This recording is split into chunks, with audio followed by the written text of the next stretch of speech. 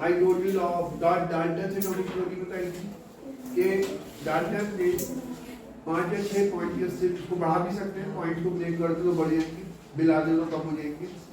Atom के बारे में कुछ बातें कही थी जो उस सबका बेस माना जाता था, उस सबको सही समझी जाती थी और काफी साल तक उसको बेस बना के लॉज बनाए गए। आप 11th 10th में आगे पढ़ेंगे, क्या नाम है, पीरियोडिक क्लासिफिकेशन चैप्टर है, उसमें कुछ वो है पीरियोडिक लॉ है, तो वो लॉ बाद में बदला, चेंज हुआ, लेकिन उसका जो इनिशियल जो लॉ दिया गया है वो डाल्टन की थ्योरी को बेस बना के दिया गया।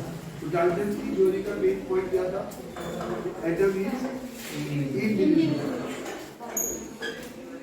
सबसे पहले था स्मॉलेस्ट पार्टिकल है, उसको और ब्रेक नहीं कर सकते, इंडिविजिबल है, ये समझिए मेन पॉइंट। अब हम एक जल्दी से ले लेते डाल्टन एटॉमिक थ्योरी के सारे पॉइंट्स एक एक करके ले लेते कि ये कैसे गलत साबित होगा। पहला पॉइंट था atom matter is made of very tiny particles called atom. इसमें थोड़ा करेक्शन की गई, क्योंकि मैटर में दो चीजें आती हैं, एलिमेंट और प्योर मैटर के अंदर, एलिमेंट एंड कंपाउंड। तो कंपाउंड का जो छोटा पार्टिकल होता है वो एटम नहीं कहलाता है। अगर वो किसी मेटल का कंपाउंड का पार्टिकल है, जो स्मॉलेस्ट पार्टिकल, तो वो उसको फॉर्मूला यूनिट कहते हैं। क्या कहते हैं? Formula unit. क्या करना ये बात, जो आगे भी बात आएगी। और अगर नॉन मेटल का नॉन मेटेलिक कंपाउंड का कोई पार्टिकल है तो उसे मॉलिक्यूल कहते हैं। ये समझ लीजिए, मेटल का हर पार्टिकल को, स्मॉलेस्ट पार्टिकल को एटम नहीं कहते। एटम कहते हैं एलिमेंट, एलिमेंट के स्मॉलेस्ट पार्टिकल। तो एक प्री करेक्शन भी है।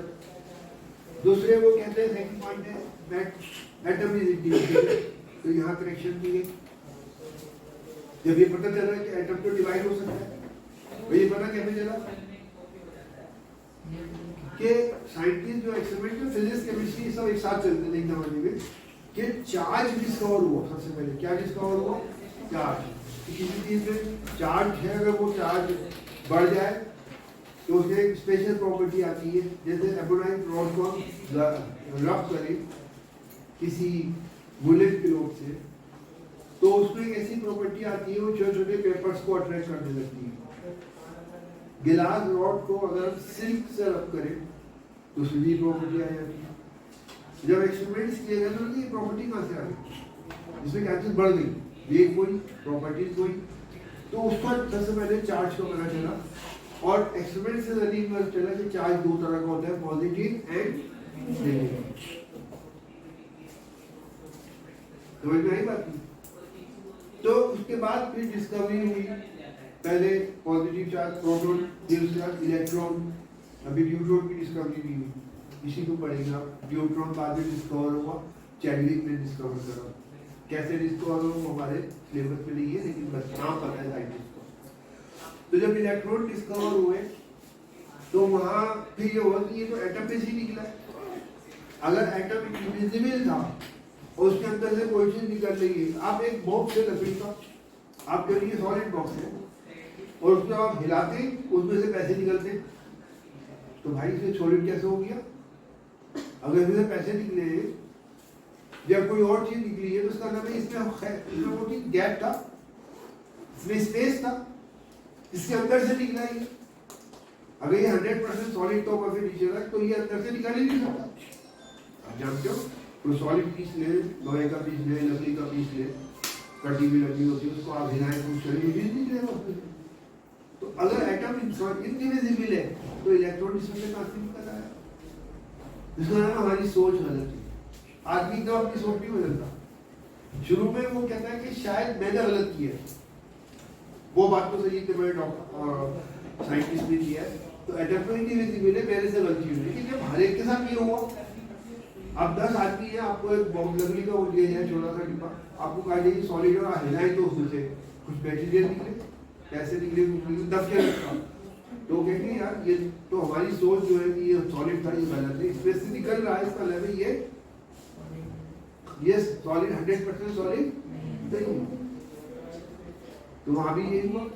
एटम में से इलेक्ट्रॉन निकल रहा है तो इसका मतलब है इलेक्ट्रॉन एटम डिविजिबल है, इंडिविजिबल नहीं है। तो बहरहाल इनिशियली तो अब आप इसका जवाब ये दीजिए कि एटम जो इंडिविजिबल माना था वो गलत है। It was proved later on कि atom can be further divided and some of the basic particles from which are found in the atom, some of the three of the important particles वो थे electron, proton and neutron. अब तो और भी particle discover हो गए, neutrino है और तो भी क्या क्या पार्टिकल ये शुरू में तीन पार्टिकल डिस्कवर हुए, इलेक्ट्रॉन, प्रोटॉन एंड न्यूट्रॉन। उसके बाद अगला पॉइंट हमारा कि atoms of the same element are identical in mass and property. Same element क्या था तो यूनिक प्रॉपर्टी से एक जिस गोल्ड का नाम सबकी प्रॉपर्टी एक जैसी क्यों है, गोल्ड की प्रॉपर्टी सबकी प्रॉपर्टी एक जैसी क्यों है, उन्होंने कहा भाई प्रॉपर्टी एक जैसा होने का मतलब है इसकी मतलब जिस वजह से प्रॉपर्टी वो सेम होना चाहिए।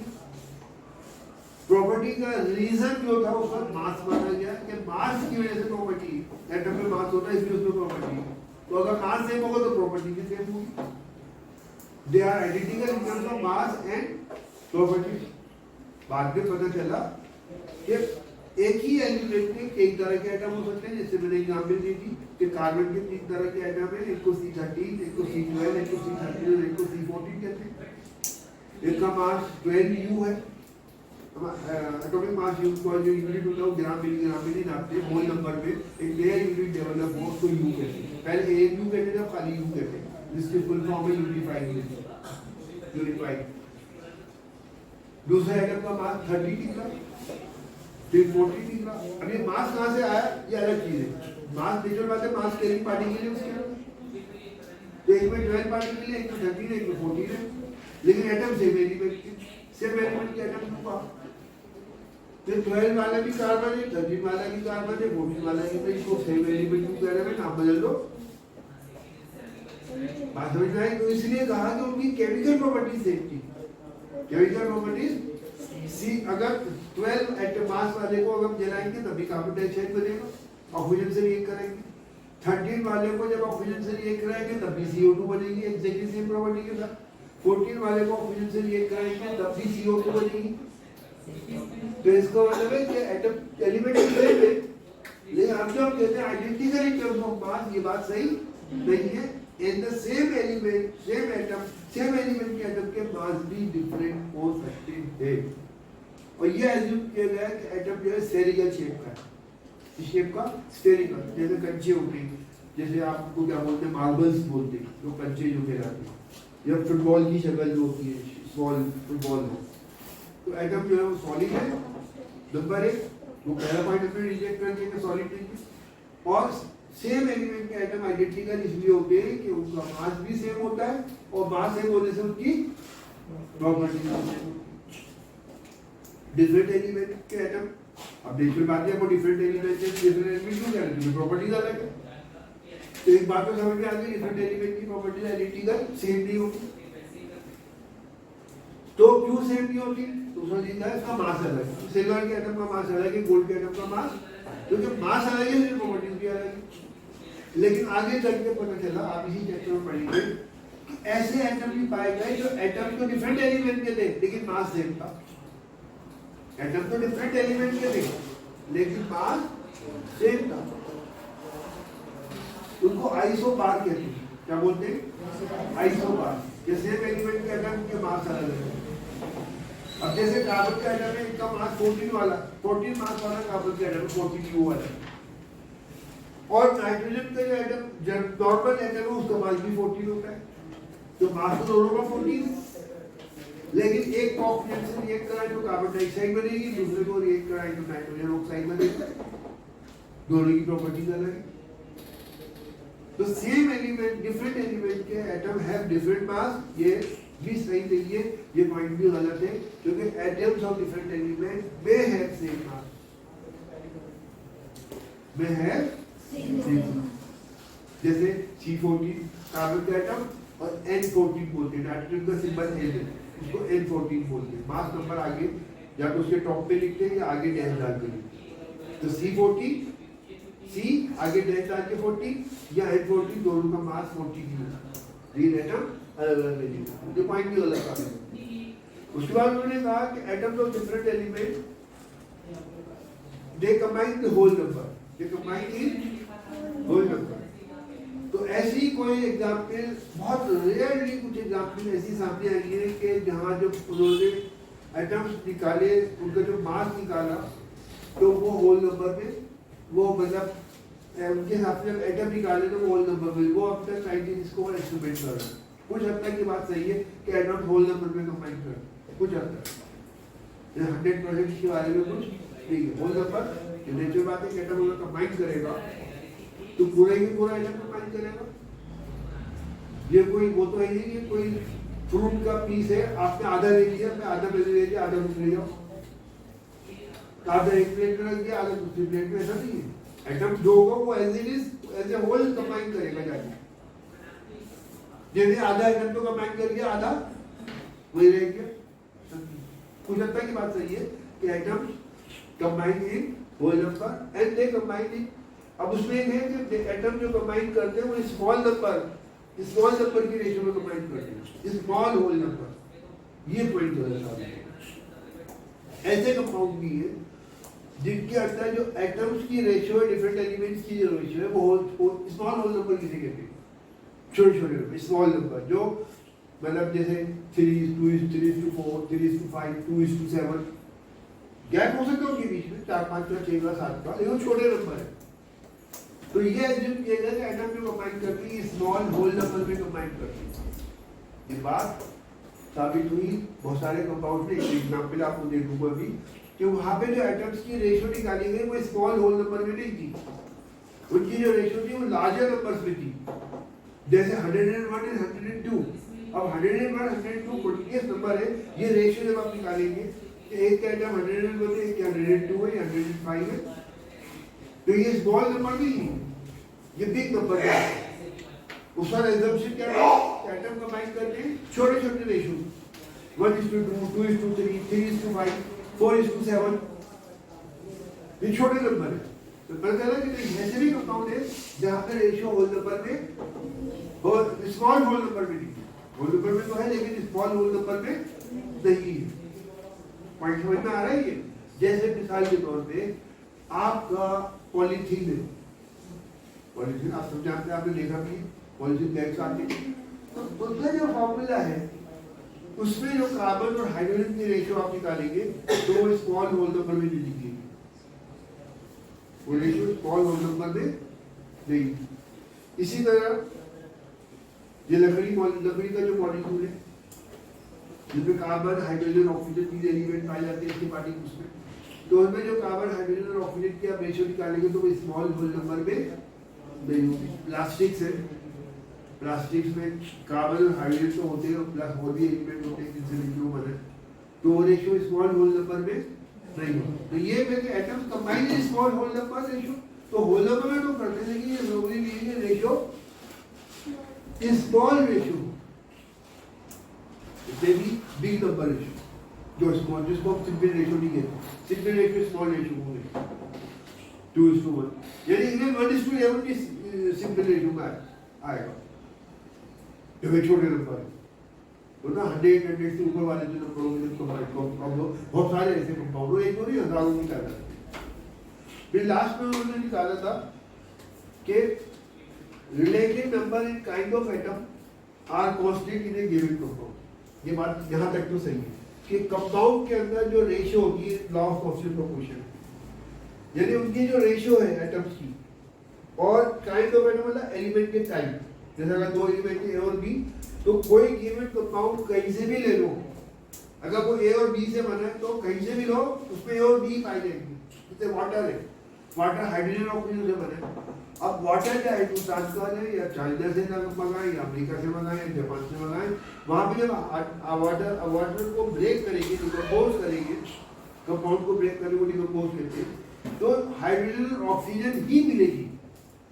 तो गिवन कंपाउंड में सेम एलिमेंट पाए जाते हैं और उनकी रेशियो भी सेम होती है। जिस रेशियो से वाटर एक जगह बना है उसी रेशियो से उसी रेशो में दूसरी जगह भी निकलेगा। अगर आप बनाना चाहते हैं तो उसी रेशो में कंबाइन करेंगे तो वाटर बनेगा, वरना नहीं बनेगा। मैंने मिसाल के तौर पे आपको समझाया था लास्ट टाइम कि कार्बन और ऑक्सीजन को कंबाइन अगर 3:8 की रेशो में कंबाइन करें, मास कार्बन का 3, हाइड्रोजन का 1 यूनिट, मिलीग्राम 1 ग्राम, 3 मिलीग्राम 1 मिलीग्राम, और वही कार्बन और ऑक्सीजन 3:4 की रेशो में भी कंबाइन करते हैं। दो मतलब एलिमेंट सेम है लेकिन रेशो बदल गई। तो जब 3:8 की रेशो में कंबाइन करते हैं तो कार्बन डाइऑक्साइड बनती है CO2, और 3:4 की रेशो में कंबाइन करते हैं तो कार्बन मोनोऑक्साइड बनती है।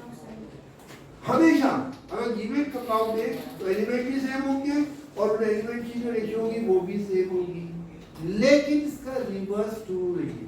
अगर गिवन कंपाउंड को ब्रेक करें तो सेम एलिमेंट भी निकलेगा, सेम रेशो मिलेगी।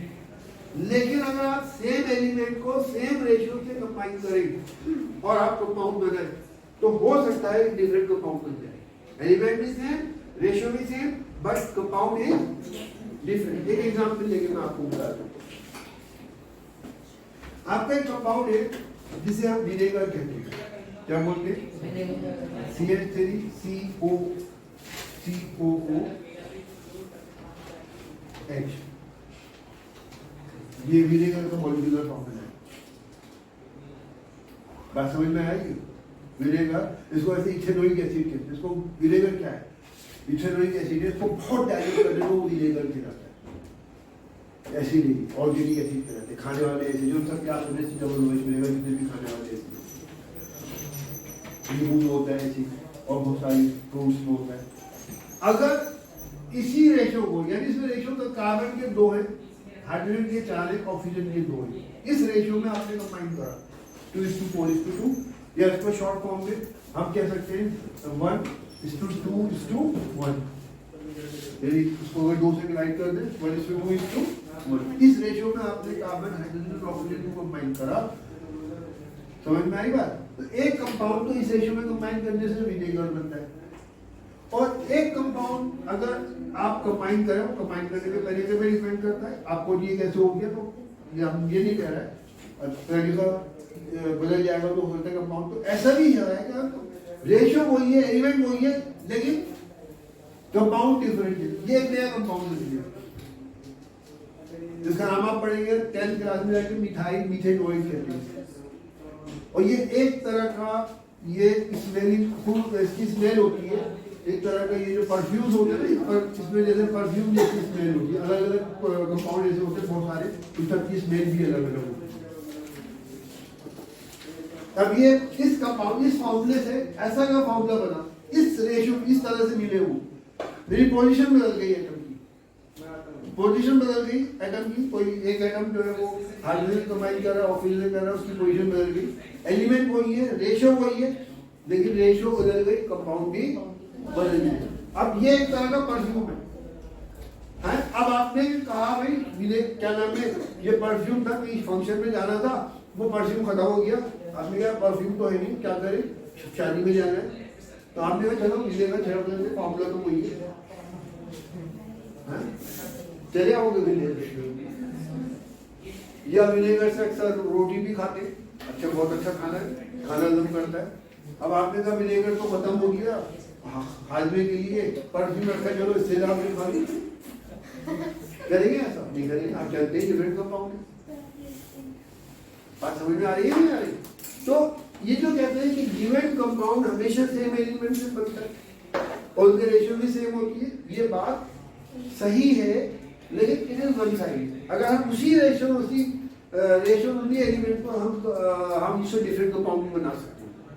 वो कंपाउंड तो बनेगा ही जिसकी हम बात कर रहे हैं, लेकिन उससे और कंपाउंड भी बन सकते हैं। जैसे कार्बन, हाइड्रोजन, ऑक्सीजन को 1:2:1 की रेशियो में मिलाएं, ऑर्डर याद रखना, 1:2:1 की रेशियो में मिलाएं तो विनेगर वाला कंपाउंड तो बनेगा ही बनेगा, लेकिन एक और कंपाउंड भी बन सकता है जो विनेगर नहीं है और उसमें परफ्यूम जैसी स्मेल होती है। इसको ईस्टर कहते हैं, आप 10th में पढ़ेंगे। क्या कहते हैं इसे? ईस्टर। तो ये कि नहीं, चाहे कुछ भी कर लो वही कंपाउंड बनेगा, ऐसा नहीं है। सेम रेशियो, सेम एलिमेंट के साथ डिफरेंट कंपाउंड बन सकते हैं।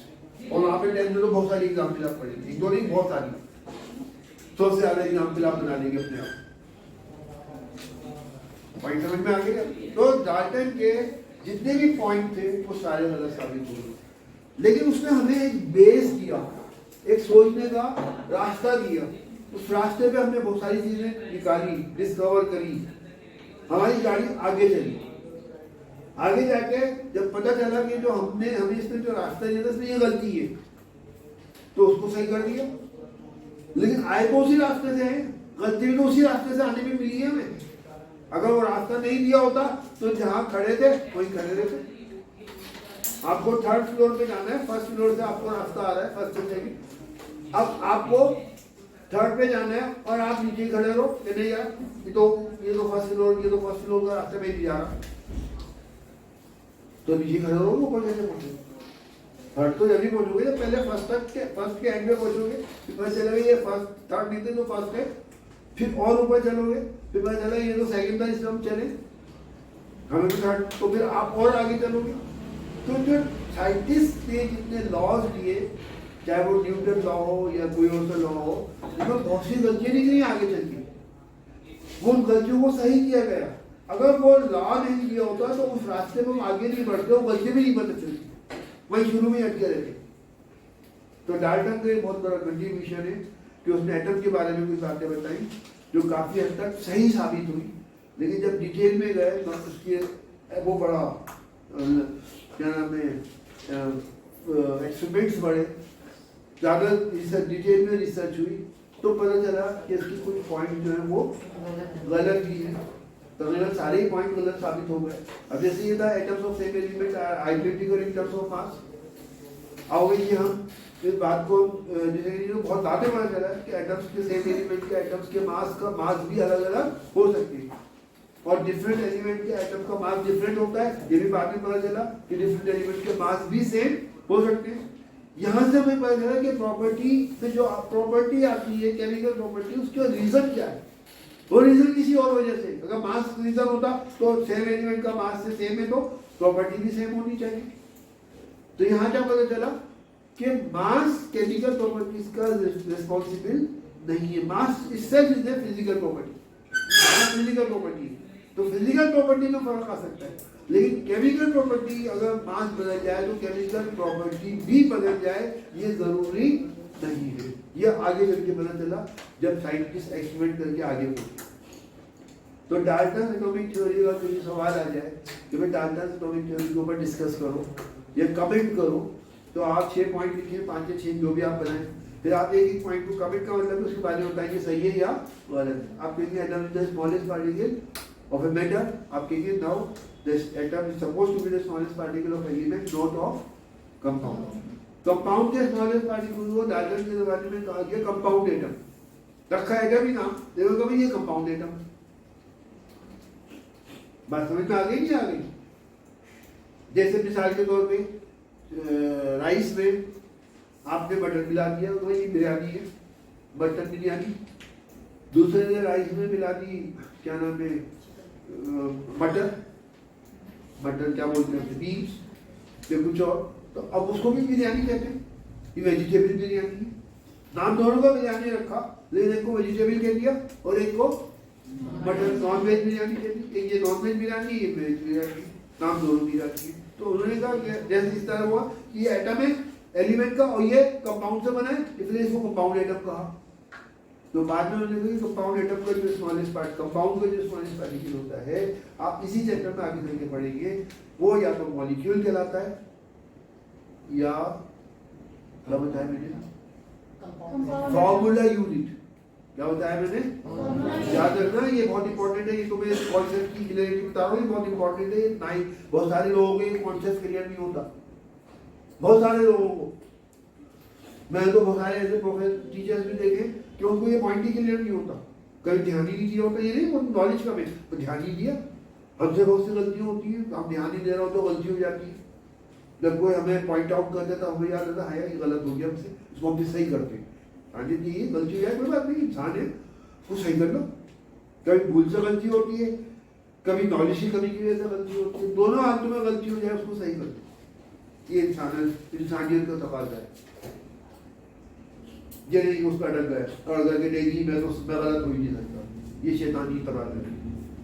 रूल है, ये इंसानियत का रूल है कि गलती हो जाए, may be because of your lack of knowledge, may be due to you have forgotten, कुछ भी वजह हो सकती है, उसको एक्सेप्ट कर लो, ये इंसान की वो है इंसानियत, तो एक्सेप्ट कर लो, सही कर लो।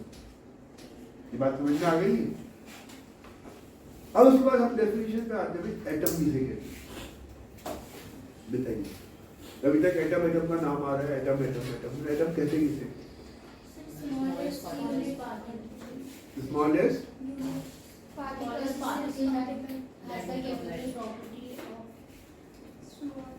Chemical property. देखिए एटम नहीं, वो तो फिर डाल्टन वाली बात आ गई, फिर तो वही अटके में, जो डाल्टन तो हमने प्रूव किया ना कि डाल्टन में इंडिविजिबल है, तो पता चला कि नहीं इंडिविजिबल नहीं है, डिवाइड हो सकता है। और 3 मेन पार्टिकल जो एटम से निकलते हैं, इलेक्ट्रॉन प्रोटॉन न्यूट्रॉन निकलते, वो डिवाइड होने की बात नहीं करते। हाँ, इसको एटम क्यों कहते हैं? Because believe in the beginning, जब ये पार्टिकल के ऊपर डिस्कशन हो रही थी, ये ब्रेक नहीं हो सकता, और ग्रीक लैंग्वेज में जो ब्रेक नहीं हो सकता उसे एटोमियो बोलते हैं। इसलिए ब्रेक ना होने वाले पार्टिकल को कहा कि ये एटोमियो है, यानी एटम में ब्रेक नहीं हो सकता। ये तो उस वक्त का कॉन्सेप्ट था, आज से 5000 साल पुराना। एटम की डेफिनेशन पे 3 पॉइंट है, आप तीनों पॉइंट्स याद रखेंगे तब एटम की डेफिनेशन है। एक पॉइंट भी छोड़ दिया तो गड़बड़ हो जाएगी। क्या बोल रहे हैं? बोलो। तो पढ़ा रहा था एक दफा, क्या लगा एटम का स्मॉलेस्ट पार्टिकल, तो मैं स्मॉल तो होता ही है भाई, जब तो स्मॉल सुन लो ध्यान से।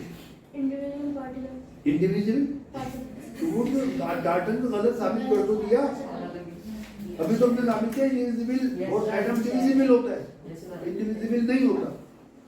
3 बड़े आसान पॉइंट है। Atom is the smallest particle, smallest word of an element. पहला पॉइंट, 2 पॉइंट आ गए, स्मॉलेस्ट है और एलिमेंट का है। अब मैं आपको शुगर का एक पीस दूंगा जिसके स्मॉलेस्ट पार्टिकल को, जो वो कंपाउंड है, एलिमेंट नहीं है, जो उसके स्मॉलेस्ट पार्टिकल को एटम नहीं कहेंगे। ये लकड़ी है, और मैं बोलिए लकड़ी का स्मॉलेस्ट पार्टिकल क्या होगा? वो लकड़ी कंपाउंड है, तो उसको हम एटम नहीं कहेंगे। It is the smallest particle of an element. पहली बात क्या रखना, ऑफ एन एलिमेंट। ये 2 बातें आ गई, स्मॉलेस्ट और एलिमेंट का है। अभी असल बात नहीं है, तो एटम को ब्रेक करें तो प्रोटॉन निकलता है, न्यूट्रॉन निकलता है, वो उससे भी छोटे। तो प्रोटॉन को एटम क्यों नहीं कहते, न्यूट्रॉन को एटम क्यों नहीं कहते? हालांकि वो एटम में से निकले, वो स्मॉलर से, जैसे अगर हम क्या नाम है कार्बन का एटम ले, तो उसमें से क्या नाम है 6 प्रोटॉन और 6 न्यूट्रॉन और 6 इलेक्ट्रॉन निकलते हैं, और इलेक्ट्रॉन तो बहुत ही छोटा होता है, तकरीबन 2000 गुना छोटा होता है एटम से, हाइड्रोजन एटम 2000 टाइम्स। तो इसमें मेन पॉइंट क्या है? It takes part in a chemical reaction, यानी रिएक्शन जब भी होगी वो एटम, सुन लो मेरी बात ध्यान से, वो एटम केमिकल रिएक्शन में हिस्सा लेता है, यानी केमिकल रिएक्शन एटम से शुरू होगी। मिसाल के तौर पे ध्यान से सुन लो, ये बड़ा इंपॉर्टेंट पॉइंट है। हवा में जो ऑक्सीजन पाई जाती है वो 2 एटमों को कॉम्बिनेशन है, O2 कहते हैं, ये ऑक्सीजन मॉलिक्यूल कहलाता है। जब तक ये ऑक्सीजन मॉलिक्यूल ऑक्सीजन एटम में ब्रेक नहीं होगा जिनसे मिलकर बना है, रिएक्शन आगे नहीं होगी। एग्जाम्पल मैं इसको बहुत ऐसी एग्जाम्पल दे रहा हूँ, नाइट्रोजन भी हवा में पाई जाती है। नाइट्रोजन की 2 एटम कम मॉलिक्यूल जो भी 2 एटम से बनता है, इसको अगर हम ब्रेक करें तो नाइट्रोजन एटम 2 एटम नाइट्रोजन की मिलनी चाहिए। जब हम जलाते हैं कोई चीज, उस हीट और उस टेम्परेचर पे ऑक्सीजन का मॉलिक्यूल ऑक्सीजन एटम में टूट जाता है, लेकिन नाइट्रोजन मॉलिक्यूल उस हीट और टेम्परेचर पे नाइट्रोजन एटम में नहीं टूटते। आप बात समझ लो, बहुत ये बेसिक चैप्टर है, it is one of the most important chapter. तो बहुत सारी बातें इसमें तुम आपका सीखी नहीं होगी इसके अंदर, जब तक तुम अपने आप को स्पेशली समझते होगे इस चैप्टर को, तो 90% से ज्यादा। अब जब आप लकड़ी जला रहे हैं, कार्बन जला रहे हैं, तो वो ऑक्सीजन से रिएक्ट करेगा क्योंकि ये एटम में आ गया। नाइट्रोजन से रिएक्ट, जबकि नाइट्रोजन ऑक्सीजन से 4 टाइम ज्यादा है, तकरीबन 80%, ऑक्सीजन 19% है, 19 से 20%। नाइट्रोजन हवा में सबसे ज्यादा पाई जाती है, लेकिन आप जलाते हैं तो नाइट्रोजन से रिएक्शन नहीं हो रही। क्यों नहीं हो रही? जबकि वो तो बहुत पाई जाती है। आप सीधी सी मिसाल के तौर पे आपने एक चीज में खाने का सामान रखा, तो उसके अंदर चने जो है वो 80% है, और कोई और पार्टी ले लो, हैं? नहीं, वो जो मीठा होता है, खीर बोलते हैं जिसे, वो उसमें 10% है। तो जब आप उसको निकालेंगे खाने के लिए, तो आपको चने का मजा ज्यादा आएगा, क्योंकि वो ज्यादा मुंह में गया, और खीर का मजा कम है जो मीठा होता है। तो नाइट्रोजन इतनी ज्यादा है, तो रिएक्शन नाइट्रोजन से क्यों नहीं हो रही?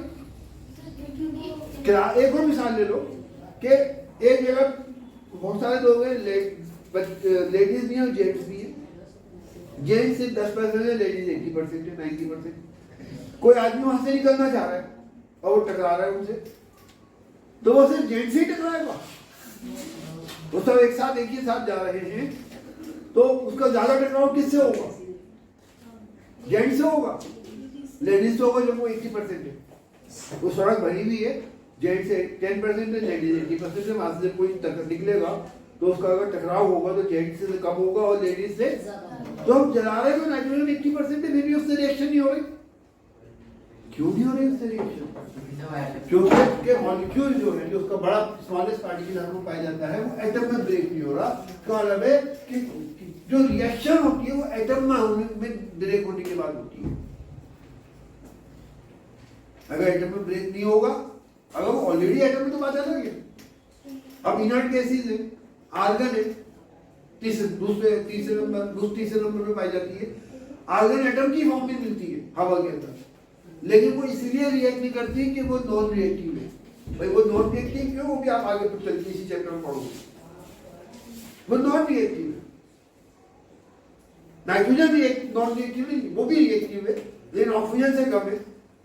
क्यों कम है? कि नाइट्रोजन का मॉलिक्यूल एटम में आसानी से ब्रेक नहीं होता।